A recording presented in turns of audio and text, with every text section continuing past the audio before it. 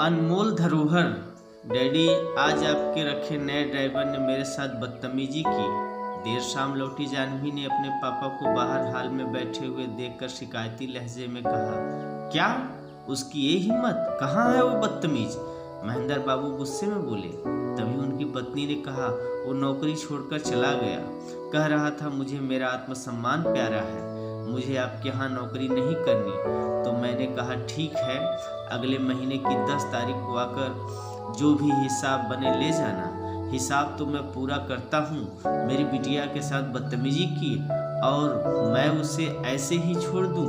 तुम चलो अभी मेरे साथ। जानवी, अभी उसके घर चलते हैं। वहाँ उसके परिवार के साथ उसकी वो हालत करूँगा कि तमीज़ सीख जाएगा। गुस्से में भरे महेंद्र बाबू अपनी बेटी और पत्नी के साथ ड्राइवर बिरजू के घर पहुंचे और दरवाज़ा खटखटाया। दरवाज़ा एक 15-16 साल की लड़की ने खोला। जी कहिए, कहाँ है वो बिरजू का बच्चा? बुलाओ उसे। गुस्से में महेंद्र बाबू गरजे, ओ तो आप पापा की जान पहचान वाले हैं। नमस्ते अंकल जी, नमस्ते आंटी जी, आइए आइए बैठिए, मैं आपके लिए कुछ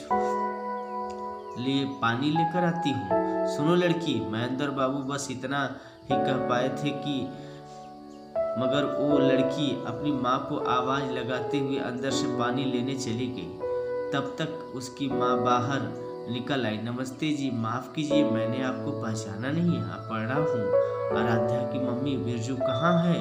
जी वो तो सामान लाने गए हैं, बस आते ही होंगे। वो आ गए।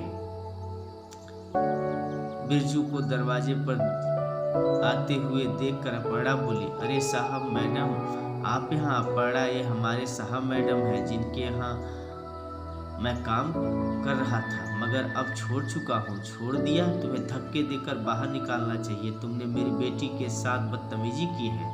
बदतमीजी? माफ़ कीजिए साहब, मैं तो अनजान लोगों से भी तमीज़ से पेश आता हूँ। तो आपकी बेटी के साथ, जबकि ये मेरी आराध्या की हम उम्र है। जानवी, तुम बताओ क्या बदतमीजी की इसने तुम्हारे साथ? पापा, सुबह स्कूल जाते हुए इसने अचानक बड़ी तेजी से ब्रेक मारी तो मैं इससे कहा, देख कर नहीं चला सकते कितनी जोर से ब्रेक मारी है? ये तो शुक्र है कि सीट पकड़ ली, वरना मैं मुंह के बल गिर पड़ती। तो जवाब में ये बोला, बेटी वो अचानक एक छोटी सी बच्ची रोड क्रॉस करने लगी, मैं ब्रेक नहीं मारता तो बहाने मत बनाओ और ध्यान से गाड़ी चलाओ। फिर से अगर ब्रेक मारी तो मुझसे बुरा नहीं होगा। पापा भी न जाने कैसे कैसे बदतमीज लोगों को ड्राइवर रख लेते हैं। बेटी, अगर मैं ब्रेक नहीं मारता तो वो बच्ची गाड़ी के नीचे आ जाती, ये गाड़ी थाने में और मैं जेल में होता। लगता है तुमने आज से पहले कभी बढ़िया आलीशान गाड़ी नहीं चलाई। हमारी लग्जरी गाड़ियों को देखकर इन छोटे लोग खुद ही दूर हो जाना चाहिए, ना कि तुम्हारी तरह गाड़ियों के ब्रेक मारनी चाहिए। और एक क्या बेटी बेटी लगा रखा है? क्या मैं तुम्हारी बेटी हूँ? तो फिर क्या कहूँ आपको? मैडम को दीदी कहते हैं तो मैं आपको दीदी कहूँ? पागल वागल हो गया है? तुमसे बड़ी लगती हूँ, अपनी उम्र देखी है बूढ़े। मुझे दीदी बेटी दीदी नहीं, सीधे सीधे जानवी कहो, समझे?